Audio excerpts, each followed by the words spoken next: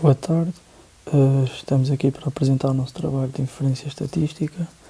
O meu grupo é constituído por mim, Afonso Catarino, e os meus restantes colegas, Gonçalo Neves, Guilherme Morense e Hugo Morgado. Para começar a realização deste trabalho, propusemos um quiz aos nossos colegas, em que primeiro perguntámos se eles autorizavam a utilização dos dados para a realização desta investigação e em seguida perguntámos quantas horas eles estudavam em média por semana e qual foi a última nota que tiveram num teste. Conseguimos obter 30 respostas, o que foi bastante positivo, sendo que todos eles aceitaram a utilização dos seus dados. Em seguida colocámos uns gráficos em que conseguimos observar que a grande maioria dos alunos estuda entre 5 a 8 horas por semana. E também ainda conseguimos observar que a média das notas coloca-se entre os 11 e os 16 valores. Pedimos já desculpa porque aqui no canto do gráfico temos o 12,5 que está mal colocado, foi um erro do Excel, acredito eu. Mas pronto, depois os meus colegas vão abordar melhor estes dados, mas basicamente foi isto que retirámos do inquérito. Em seguida, colocámos tanto o número de horas que os alunos estudavam por semana quanto as notas obtidas aqui numa tabela, em que fizemos o número de horas de estudo versus as notas obtidas. Obviamente fomos calcular o x barra e o y barra, sendo o x o número de horas de estudo semanal e o y a nota obtida. X barra obtemos o valor de 6,33 e no y barra obtemos o valor de 13,14. Com os dados anteriormente apresentados, criamos então o gráfico de dispersão. Neste gráfico, na barra do x, estão representadas o número de horas de estudo semanal, enquanto que na barra do y estão as notas obtidas pelos nossos inquiridos. Este gráfico então representa a nossa amostra e a totalidade das respostas que obtivemos e, como podemos observar, existe uma reta a meio deste mesmo gráfico. Esta representa, de uma certa forma, como estas duas variáveis quantitativas estão relacionadas e representa também a tendência dos dados, ou seja, como podemos observar, quanto mais horas de estudo semanal os nossos inquiridos apresentam, maior é a nota obtida pelos mesmos. A equação desta reta é então y igual a beta 0 mais beta 1 a multiplicar pelo valor de x mais o valor do erro. Com estes dados, os primeiros valores que fomos calcular foram então os das variâncias de x e de y.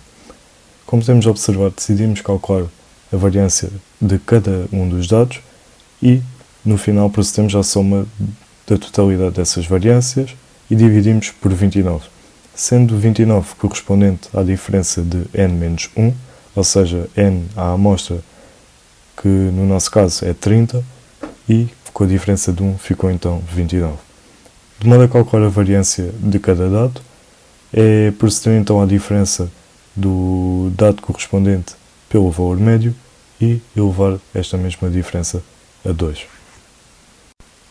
modo a calcular a covariância de x e de y, vamos então mais uma vez utilizar a mesma lógica do raciocínio, ou seja, calcular a covariância de cada resposta obtida, e é então o produto das diferenças de cada dado correspondente, ou seja, de x e de y, pelos respectivos valores médios.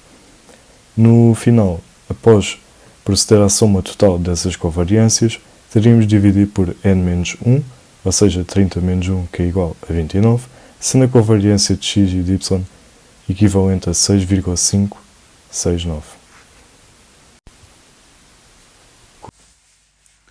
No nosso modelo de regressão linear simples, a forma utilizada foi nota igual a beta 0 mais beta 1 vezes número de horas mais o erro, onde beta 0 é a nota prevista quando o número de horas de estudo é 0.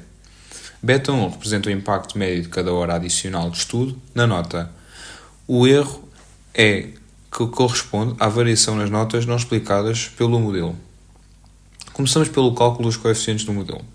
Para o coeficiente angular beta 1, utilizamos a fórmula covariância de x e y sobre a variância de x, onde a covariância mede a relação entre as variáveis x e y e a variância é é o quadrado do desvio padrão de x.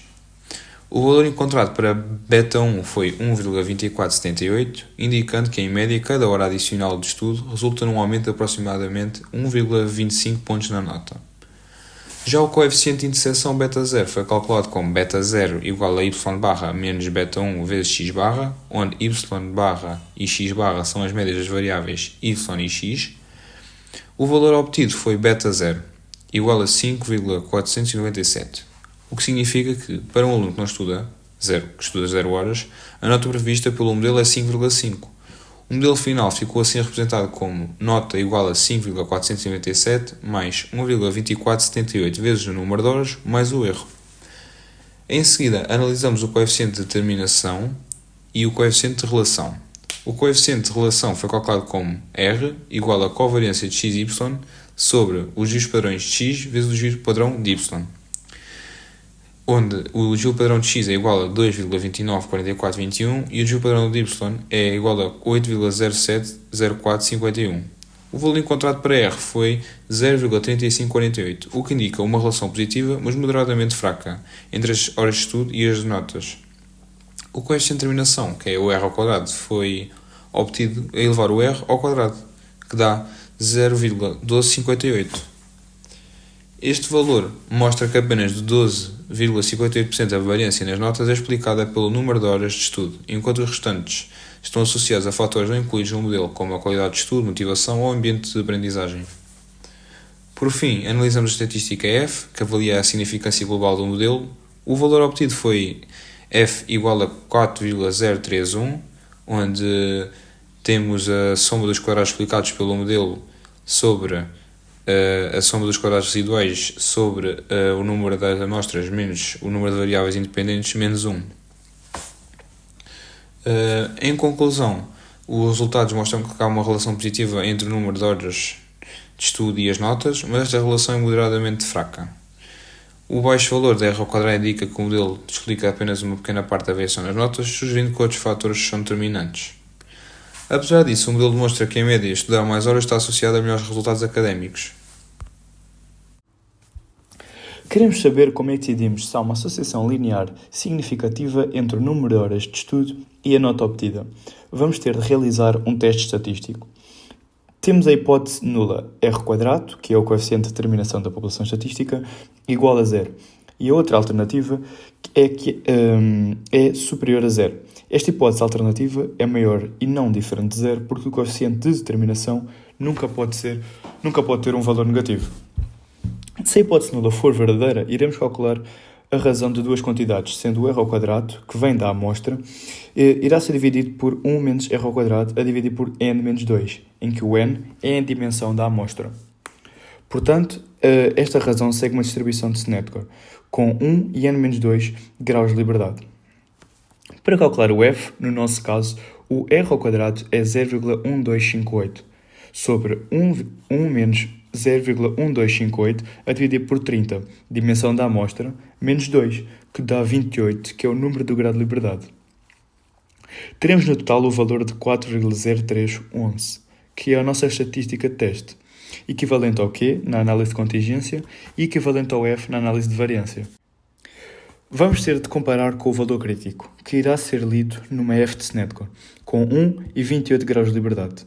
Fomos à tabela da F de Sneddon e encontrar o valor crítico para o nível de significância 0,05. Achamos o valor de 4,17. Querendo isto dizer que não rejeitamos a hipótese nula, pois o valor da estatística de teste está à esquerda por ser inferior ao valor crítico. Significa que a associação linear entre duas variáveis não é significativa.